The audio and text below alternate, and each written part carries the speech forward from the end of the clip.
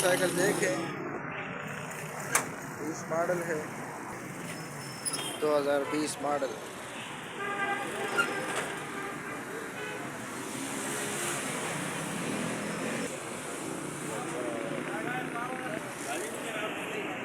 اور 55,000 روپے اس کی قیمت۔ نیکسٹ دیکھتے ہیں آگے جی،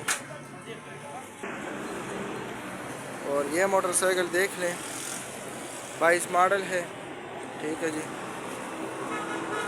اور 90,000 روپے، ٹھیک ہے،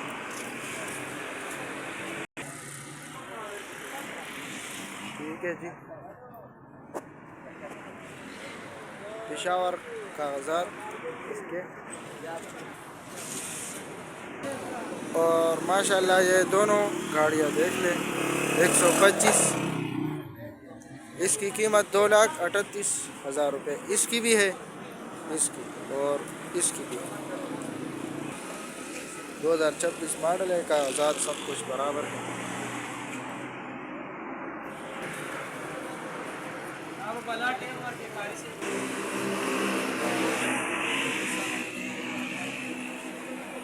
$1,10,000 روپے اس کی قیمت ہے، اور ماڈل کون سا ہے؟ 2020 ماڈل۔